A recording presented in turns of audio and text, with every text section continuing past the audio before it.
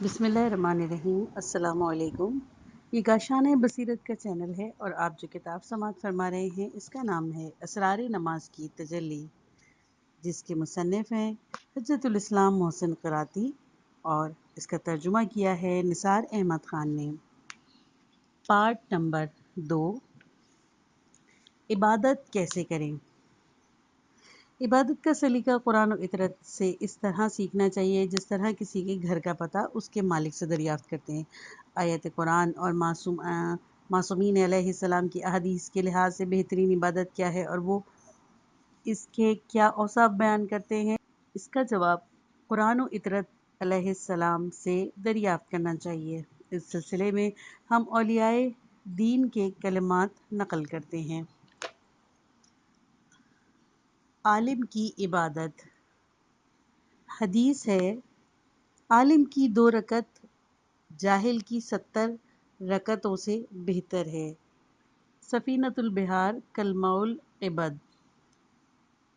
رسول اللہ صلی اللہ علیہ وآلہ وسلم نے فرمایا، نماز کا وہ حصہ قابل قبول ہے کہ جو ادراک و تعقل کے ساتھ ادا کیا جائے۔ مجموعۃ البیضاء جلد 1 صفحہ نمبر 366۔ ایک اور حدیث میں ہے، جو فہم و ادراک کے ساتھ عبادت نہیں کرتا، اس کی مثال اس گدھے کی ہے جو چکی کے چاروں طرف گھومتا رہتا ہے اور کسی منزل پر نہیں پہنچ پاتا۔ عالمانہ نماز یہ ہے کہ انسان یہ جانتا ہو کہ میں کیا کر رہا ہوں، کیا کہہ رہا ہوں، کس سے مخاطب ہوں، اس کی پوری توجہ خدا پر ہو۔ پیغمبر اسلام صلی اللہ علیہ وآلہ وسلم فرماتے ہیں، توجہ کے ساتھ 2 رکعت نماز پڑھنا غافلہ نہ پوری رات کی عبادت سے بہتر ہے۔ بہارج 84 صفحہ نمبر 249۔ قرآن کہتا ہے، سورہ نساء آیت نمبر 34، ترجمہ، نشے کی حالت میں نماز کے قریب بھی نہ جانا جب تک یہ ہوش نہ آ جائے کہ تم کیا کہہ رہے ہو۔ امام جعفر صادق علیہ السلام فرماتے ہیں، جو شخص یہ جانتے ہوئے کہ میں کیا کہہ رہا ہوں 2 رکعت نماز پڑھے، اس کے گناہ بخش دیے جائیں گے۔ بانی جلد نمبر 6 صفحہ نمبر 10۔ نمبر 2، عاشقانہ عبادت۔ جس طرح مریض لذیذ کھانوں سے لذت حاصل نہیں کر پاتا، اسی طرح بے شوقی بے توجہی سے عبادت کرنے والے بھی عبادت سے لطف اندوز نہیں ہو پاتے۔ عشق و محبت کے ساتھ عبادت ہونی چاہیے، نہ کہ سستی اور افسردگی کی حالت میں۔ عبادت میں نشاط ایک امتیاز ہے کہ جس کو شیفتہ دل لوگ ہی حاصل کر پاتے ہیں۔ اس کی زمین کو بھی معرفت و توجہ سے ہموار ہونا چاہیے۔ تحمیلی اور تھوپی ہوئی عبادت بے نتیجہ ہوتی ہے۔ امام صادق علیہ السلام فرماتے ہیں، عبادت کو اپنے اوپر مسلط نہ کرو۔ اصول کافی جلد نمبر 6 صفحہ نمبر 83۔ جس طرح ہم ایک پسندیدہ اور عظیم شخصیت کی دیدار سے خوشی و مسرت محسوس کرتے ہیں، اولیاء دین اور ائمہ معصومین علیہ السلام خدا کے دیدار والے لحظوں کے ایسے شیفتہ اور نماز و عبادت کے ایسے عاشق تھے کہ جن سے عقل حیران رہ جائے۔ آئندہ بحث میں ہم اس کے چند نمونے پیش کریں گے۔ نمبر 3، مخلصانہ عبادت۔ خلوص وہ گوہر ہے جو عبادت کو باقیمت اور معتبر بنا دیتا ہے، اور جس عبادت میں خلوص نہیں ہوتا بلکہ وہ نفاق، ریا، شہرت طلبی، لوگوں کو فریب دینے کی بنا پر کی جاتی ہے تو اس کی کوئی قیمت نہیں اور عند اللہ بھی قبول نہیں۔ قرآن کہتا ہے، سورہ کہف آیت نمبر 110، ترجمہ، خدا کی عبادت میں کسی کو شریک نہ بناؤ۔ امام رضا علیہ السلام نے فرمایا، جو شخص معاشرے میں خود کو عبادت کے ذریعے شہرت دے اس کو بے دین سمجھو۔ بہارج 70 صفحہ نمبر 252۔ جو شخص دین کو لوگوں کو فریب دینے کا ذریعہ بناتا ہے، جس کی عبادت میں خلوص نہیں ہوتا، اس کی عبادت مثال ہے اس جسم کی سی ہے جس میں روح نہیں ہوتی۔ قرآن کہتا ہے، سورہ بینا آیت نمبر 5 میں لوگوں کو صرف اس کا حکم دیا گیا ہے کہ وہ اللہ کی عبادت کریں، اس عبادت کو اسی کے لیے خالص رکھیں۔ نمبر 4، بخشوع عبادت۔ خشوع پروردگار کی طرف سے اس دلی اور توجہ کو کہتے ہیں جو کہ عظمت کے لائق ہو۔ خدا کی عبادت قلبی لگاؤ اور اس کی عظمت اور اپنی نیاز مندی کے احساس کے ساتھ ہونی چاہیے۔ قرآن دستگار مومنوں کی تعریف کرتا ہے اور نماز میں ان کے خشوع کو بیان کرتا ہے۔ سورہ مومنون آیت نمبر 3 ترجمہ: وہ لوگ جو نماز میں گڑ گڑانے والے ہیں۔ عبادت کرنے والوں کے پورے بدن میں اس خشوع قلبی کار فرما ہونی چاہیے۔ اس خشوع کے حاصل کرنے کا طریقہ یہ ہونا چاہیے کہ نماز گداز عبادت کے دوران یہ تصور کرے کہ میں خدا کو دیکھ رہا ہوں اور خود کو اس کی عظمت و قدرت کے سامنے حقیر و کمتر سمجھے۔ حدیث ہے، اس طرح خدا کی عبادت کرو گویا تم اسے دیکھ رہے ہو۔ مصاب الشریعہ صفحہ نمبر 8۔ دوسری حدیث میں ہے، نماز کو اس وقت پر ایسے ادا کرو جیسے تمہاری وہ آخری نماز ہے اور اس کے بعد تم دنیا کو خدا حافظ کہہ دو گے۔ بہارج 48 صفحہ نمبر 233۔ نمبر 5، مخفیانہ عبادات۔ انسان اور عابد کے عبادت شیطان کے مکر سے محفوظ نہیں، اور بعض مرتبہ عجب ریا خود نمائی کی وجہ سے عبادت تباہ ہو جاتی ہے۔ ان آفتوں سے محفوظ رہنے کا ذریعہ یہ ہے کہ انسان چھپ کر عبادت کرے۔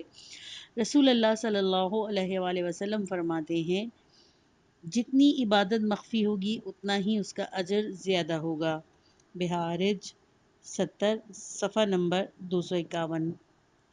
البتہ یہ مخفی عبادت وہاں ہوگی جہاں اسلام نے کھلم کھلا عبادت کرنے کا حکم نہ دیا ہو، مثلا نماز جماعت و جمعہ اور حج، کیونکہ مسجد میں نماز جماعت کا ثواب گھر میں پڑھی جانے والی فراوی نماز سے زیادہ ہے۔ یہ الگ بات ہے کہ مخفیانہ عبادت بسا اوقات ریا کے ذریعے عبادت کو تباہ ہونے سے بچا لیتی ہے۔ عبادت کے لیے آفات۔ شیطان انسان کی درینہ دشمن قسم کھا کے انسان کی گھات میں بیٹھا ہے تاکہ اس کی عبادت کو برباد و بے نتیجہ بنا دے۔ وہ ہماری عبادتوں کو باطل و فاسد کرنے کے لیے ان راہوں سے آتا ہے۔ نمبر 1، ریا۔ جو شخص خدا کے لیے نہیں بلکہ لوگوں میں مقبولیت و شہرت حاصل کرنے کی غرض سے عبادت کرتا ہے، وہ یقیناً شیطان کے جال میں گرفتار ہو جاتا ہے اور اس کی عبادت بیکار ہے۔ کبھی تو عبادتوں میں عمل سے پہلے ہی شیطان کے ذریعے خلل پیدا ہو جاتا ہے اور قصد قربت مفقود ہو جاتا ہے۔ نمبر 2، عجب۔ عبادت کے وقت شیطان انسان کو خود پسندی میں مبتلا کر دیتا ہے۔ وہ اپنی عبادت کو اہم سمجھنے لگتا ہے، اور اگر عبادت تو نیک کام کی ابتدا خدا کے لیے بھی ہوتی ہے تو شیطان درمیان میں حملہ آور ہوتا ہے اور انسان کو غرور میں مبتلا کر کے اس کی عبادت کو تباہ و برباد کر دیتا ہے۔ گناہ۔ بے شک عبادات کے بہترین اثرات کو گناہ برباد کر دیتے ہیں۔ جیسے کسان نے مزارع اور باغ کے برآور کرنے میں مہینوں زحمت و مشقت برداشت کی تھی، اس کی معمولی سی غفلت سے خرمن نظر آتش ہو جاتا ہے، تمام محنت اکارت ہو جاتی ہے۔ گناہ بھی ہمارے اعمال کے لیے ایک قسم کی آگ ہیں جو انہیں خاکستر کر دیتی ہیں۔ خلاصہ یہ کہ شیطان یا تو انسان کے صاف و شفاف پیمانہ قلب میں اتر جاتا ہے، یا اس ظرف کے پر ہو جانے پر اسے آلودہ کر دیتا ہے، یا اس پانی کے نیچے کھینچ لاتا ہے اور اس پانی کو برباد کر دیتا ہے۔ امام سجاد علیہ السلام دعائے مکارم الاخلاق میں خداوند عالم سے عرض کرتے ہیں، خدایا مجھے اپنا بندہ بنا لے اور میری عبادت کو عجب کے ذریعے فاسد نہ ہونے دے، مجھے عزت فرما اور تکبر میں مبتلا نہ فرما۔ صحیفہ سجادیہ دعا نمبر 20۔ صدقہ ہے کہ جو ایک قسم کی مالی عبادت بھی ہے، وہ قرآن کی تعبیر کے مطابق منت گدازی اور اذیت سے تباہ ہو جاتا ہے۔ سورہ بقرہ 246۔ درخت لگانے میں وقت نہیں لگتا، لیکن اس کو برآور کرنے اور آفتوں سے بچانے میں بہت دشواریاں پیش آتی ہیں۔ اسی طرح کبھی گناہ یا ناشائستہ حالات تمام نیکیوں کو برباد کر دیتے ہیں۔ حدیث ہے، حسد نیکیوں کو اس طرح کھا جاتا ہے جیسے آگ لکڑی کو۔ میزان الحکمہ حصہ حسد۔ ایک روایت میں ہے کہ اپنی عبادت پر مغرور ایک عابد اور اپنے گناہ پر پشیمان ایک فاسق دونوں مسجد میں داخل ہوئے۔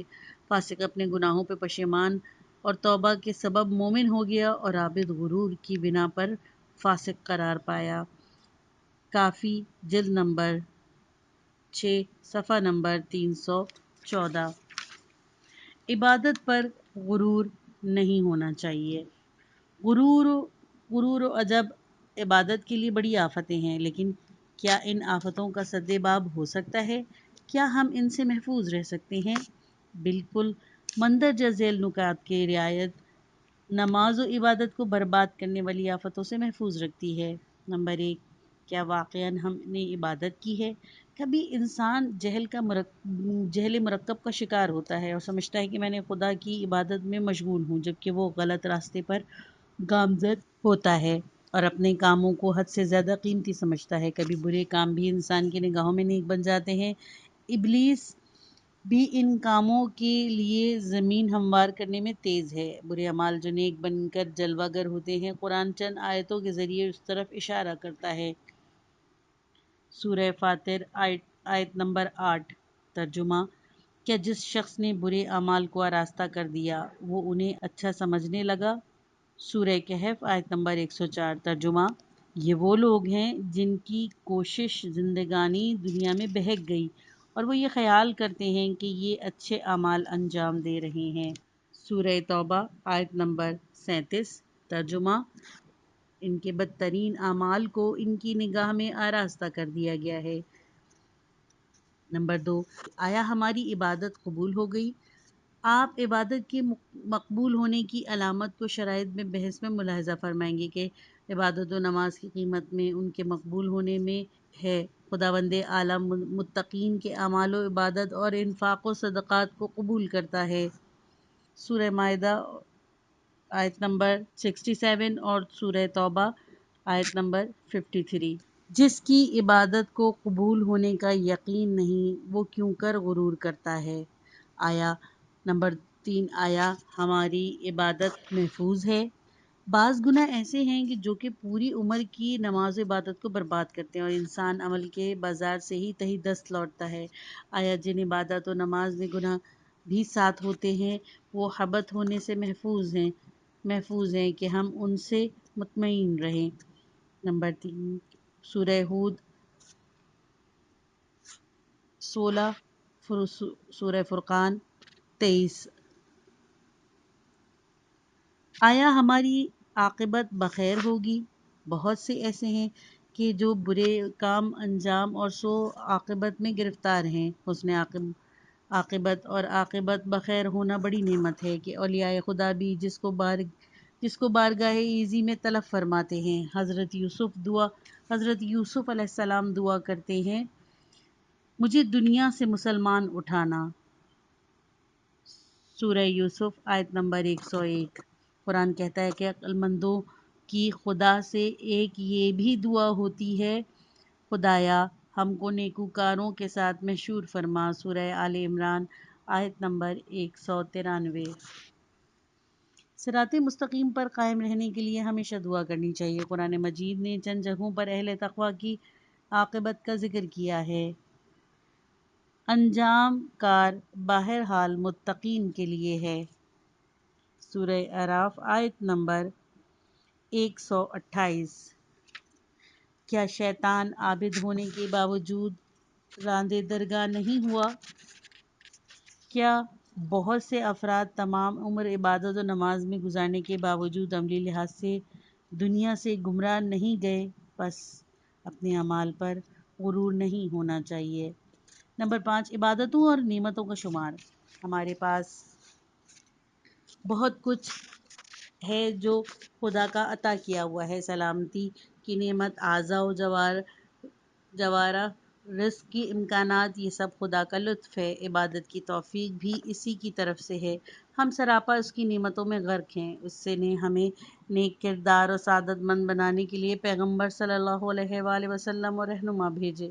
یہ تشویق دلاتا ہے، وسیلہ فراہم کرتا ہے۔ ہم جہاں کہیں بھی ہوں، جس حالت میں ہوں، جس عمر میں ہوں، اپنے دربار میں حضور کا موقع دیتا ہے۔ فرار کرنے والوں کو بھی مہلت دیتا ہے۔ وہ بندوں کے پے در پے دعاؤں سے نہیں تھکتا۔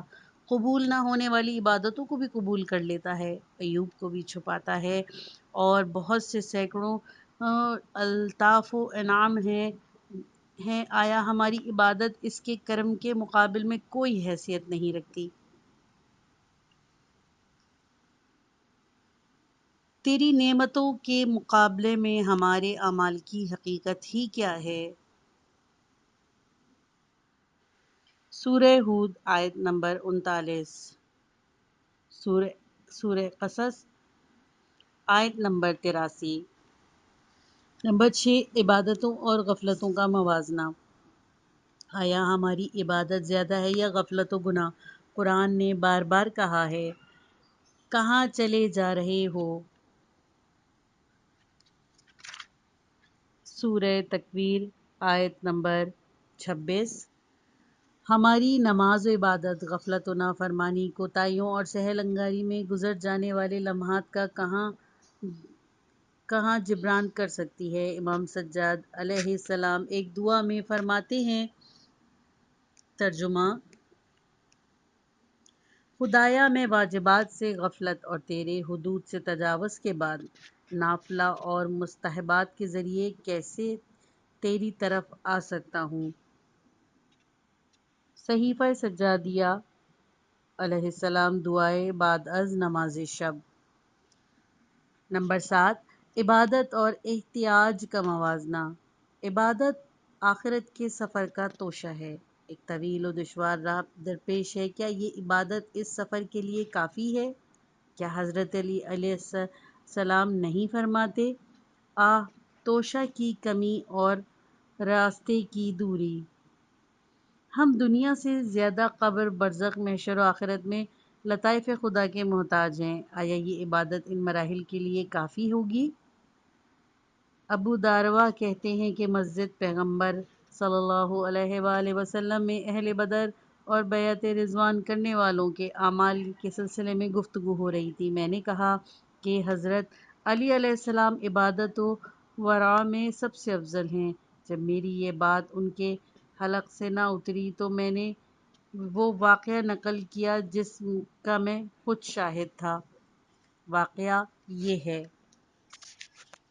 ایک شب میں نے علی علیہ السلام کو ایک نقلستان میں جاتے ہوئے دیکھا۔ میں بھی ان کے پیچھے ہو لیا، لیکن وہ دیکھتے ہی دیکھتے میری نظروں سے غائب ہو گئے۔ میں نے سوچا کہ شاید وہ گھر لوٹ گئے ہوں گے، لیکن اسی اثنا میں نے ان کے نالے کی آواز سنی۔ وہ فرما رہے تھے، خدایا میں گناہ کو فراموش کر چکا ہوں، لیکن وہ تیرے دفاتر میں موجود ہے، آہ وہ جلا دینے والی آگ! یہ فرما کر آپ اتنا روئے کہ بے ہوش ہو گئے۔ جب میں نے انہیں بے حرکت محسوس کیا تو سوچ کر شاید وہ دنیا سے سفر کر گئے، حضرت فاطمہ زہرا سلام اللہ علیہ کے گھر پہنچا اور اطلاع دی تو حضرت فاطمہ علیہ السلام نے فرمایا، حضرت علی علیہ السلام پر یہ حالت خوف خدا کی سے طاری ہوئی تھی۔ اس کے بعد ہم پانی لائے۔ میں بھی رویا تھا۔ جب حضرت علی علیہ السلام کو ہوش آیا تو فرمایا، اے ابو داروہ مجھے کیسا پاتے ہو؟ جیسے روز قیامت مجھے حساب کے لیے بلایا جائے گا۔ گناہگار خدا کے عذاب پر یقین رکھتے ہیں۔ بحار الانوار جلد نمبر 41 صفحہ نمبر 12۔ ہاں، اس کی بے شمار رحمتوں کے مقابلے میں اپنی مختصر سی معمولی عبادتوں پر غرور کرنا ہماری غفلت کی دوسری علامت ہے۔ نمبر 8، اولیاء خدا کی عبادت کا موازنہ۔ حقیقت یہ ہے کہ ہماری عبادت اولیاء خدا کی عبادت کے مقابلے میں بہت مختصر ہے۔ وہ معصوم اور برگزیدہ ہونے کے باوجود بے تضرع و زاری عبادت کرتے ہیں، اور ان سب کی توجہ پروردگار کی طرف ہوتی ہے اور اس کی چوکھٹ پر سر جھکاتے ہیں۔ ہم ایسے عاجز و نیاز مندوں کو اور زیادہ عبادت کرنی چاہیے۔ اولیاء خدا کی عبادت پر توجہ رکھنا بھی ہم کو اپنی نماز و دعا پر مغرور نہیں ہونے دے گی۔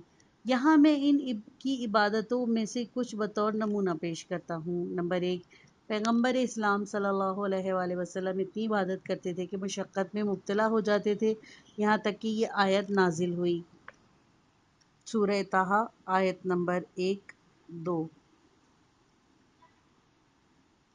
حدیث از بہارج 12، صفحہ نمبر 202، تفسیر نور الثقلین، جلد نمبر 3، صفحہ نمبر 366۔ ہم نے آپ صلی اللہ علیہ وآلہ وسلم پر قرآن اس لیے نہیں نازل کیا کہ آپ اپنے آپ کو زحمت میں ڈالیں۔ نمبر 2، امام مجتبیٰ علیہ السلام فرماتے ہیں، بہارج 43، صفحہ نمبر 61، حضرت فاطمہ زہرا سلام اللہ علیہ سے زیادہ عبادت کرنے والا دنیا میں کوئی نہیں تھا۔ حالت عبادت میں کھڑے کھڑے آپ کے قدم مبارک ورم کراتے تھے۔ نمبر 3، حضرت امام محمد باقر علیہ السلام فرماتے ہیں کہ امام زین العابدین علیہ السلام حضرت علی علیہ السلام کی طرح شب و روز 1000 رکعت نماز پڑھا کرتے۔ آپ نے کھجور کے 500 درخت لگائے تھے اور ہر ایک درخت کے نیچے 2 رکعت نماز پڑھی تھی۔ بحار الانوار، جلد نمبر 46، صفحہ نمبر 64۔ نمبر 4، امام باقر علیہ السلام فرماتے ہیں، میں نے اپنے والد کو دیکھا کہ ان کے پائے مبارک متورم رنگ اور متغیر آنکھیں سرخ ہو گئیں اور پیشانی پر سجدے کا نشان۔ یہ حالت دیکھ کر میں رونے لگا۔ جب آپ نے مجھے روتے ہوئے دیکھا تو فرمایا کہ فلاں فلاں نوشہ لے آؤ، اس نوشے سے حضرت علی علیہ السلام کی عبادت کا کچھ حال پڑھو، اور فرمایا کہ حضرت علی علیہ السلام جیسی عبادت کون کر سکتا ہے۔ بہارج 46، صفحہ نمبر 75۔ نمبر 5، امام موسیٰ کاظم علیہ السلام قید خانے میں کبھی صبح سے ظہر تک کا وقت ایک ہی سجدے میں گزار دیتے تھے اور اس طرح زمین سے سینہ لگائے رہتے تھے۔ بہارج 48، صفحہ نمبر 107۔ جب معصوم علیہ السلام ایسی بزرگ ہستیاں اپنے متعلق یہ کہتی ہوئی نظر آتی ہیں، ہم سے تیری عبادت کا حق نہ ادا ہو سکا، تو پھر کون اپنی عبادت پر غرور کر سکتا ہے اور کہاں خود پسندی کی گنجائش ہے۔ جو کام ہم بنام خدا انجام دیتے ہیں، اس عبادت اور اولیاء خدا کی عبادت میں زمین آسمان کا فرق ہے، تو پھر غرور کیسا؟ باطل عبادت۔ ہم کہہ چکے ہیں کہ عبادت و بندگی اور اطاعت صرف اور صرف دنیا میں پیدا ہونے والے کے لیے سزاوار ہے اور کسی دوسرے کی پرستش باطل ہے۔ دیگر موجودات کی عبادت زیادہ تر جہالت یا انبیاء علیہ السلام کی ہدایت سے دوری کی بنا پر ہوتی ہیں۔ خداوند عالم نے قرآن مجید میں عبادات کی اقسام کے ذیل میں ضمنی طور پر باطل و ناروا عبادتوں کی طرف اشارہ فرمایا ہے اور انہیں پوچھ اور بیہودہ قرار دیا ہے اور دلیل سے انہیں رد کیا ہے۔ اگر مدد کے لیے غیر خدا کا وسیلہ تلاش کرتے ہیں تو معلوم ہونا چاہیے ہے کہ ساری قدرت خدا ہی کے لیے ہے۔ سورہ بقرہ، آیت نمبر 165۔ اگر تم عزت حاصل کرنے کی فکر میں ہو تو سورہ فاطر، آیت نمبر 10۔ عزت بھی خدا ہی کے لیے ہے اور اس کی ہی ہاتھ میں ہے۔ اگر روزی کے لیے پریشان ہو تو عنکبوت، سورہ عنکبوت، آیت نمبر 13۔ ترجمہ: جھوٹے خداؤں کے ہاتھوں میں تمہارا رزق نہیں۔ اگر ان پتھر کے خداؤں سے نفع اور زر کی امید ہے تو سورہ نمبر مائدہ اور آیت نمبر 76 ترجمہ یہ فائدہ رسانی اور دفع ضر کی طاقت نہیں رکھتے۔ اگر تم طاغوتوں کو اپنے سے بلند برتر سمجھتے ہو تو سورہ اعراف میں ارشاد ہے، آیت نمبر 194 ترجمہ وہ بھی تمہارے جیسے بندے ہیں۔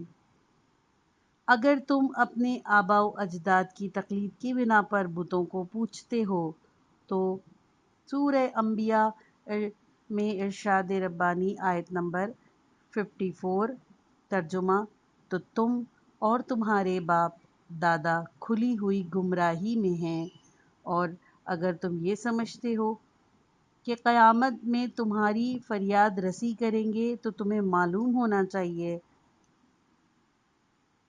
سورہ مریم آیت نمبر 82 ترجمہ وہ عنقریب تمہاری عبادت سے انکار کر دیں گے اور تمہارے مخالف ہو جائیں گے۔ یہ لوگ خدا کو چھوڑ کر ان کی پرستش کرتے ہیں کہ جن کے بارے میں خدا نے کوئی دلیل نازل ہی نہیں کی۔ سورہ حج آیت نمبر 71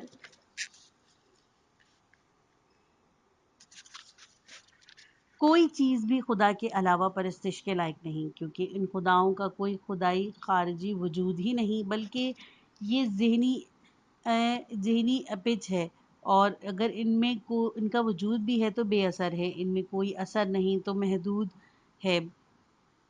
پس ان تینوں خامیوں کے ہوتے ہوئے انسان کے لیے مناسب نہیں کہ وہ ان کی بندگی کا طوق اپنی گردن میں ڈالے۔ اس کو چاہیے کہ وہ خدا کی نافرمانی کر کے کسی بھی مخلوق کے آگے سامنے سر نہ جھکائے۔ امام جواد علیہ السلام ارشاد فرماتے ہیں، ترجمہ جو شخص کسی کی بات تسلیم کرتا ہے گویا اس کی پوجا کرتا ہے۔ تحفۃ القول صفحہ نمبر 456 پس اگر کہنے والا حق کہتا ہے تو سننے والا حق کا پرستار ہے، اور باطل کہتا ہے تو باطل پرست ہے۔ امام صادق علیہ السلام فرماتے ہیں، ترجمہ جو شخص خالق کی نافرمانی اور کسی مخلوق کی اطاعت کرتا ہے وہ اس مخلوق کی عبادت کرتا ہے۔ نور الثقلین جلد نمبر 3 صفحہ نمبر 357 پس تنہا شجر، حجر، سورج اور ستاروں ہی کی عبادت باطل نہیں، بلکہ کسی کی بات پر سر جھکا دینا، کسی کے فکر کا گرویدہ ہو جانا اور خدا کی حکومت کے علاوہ کسی کی حکومت کے سامنے تسلیم ہو جانا ناروا عبادت ہے، بلکہ تہذیب اسلام کے علاوہ دوسری تہذیب کو قبول کرنا باطل کی پرستش میں شمار ہوتی ہے۔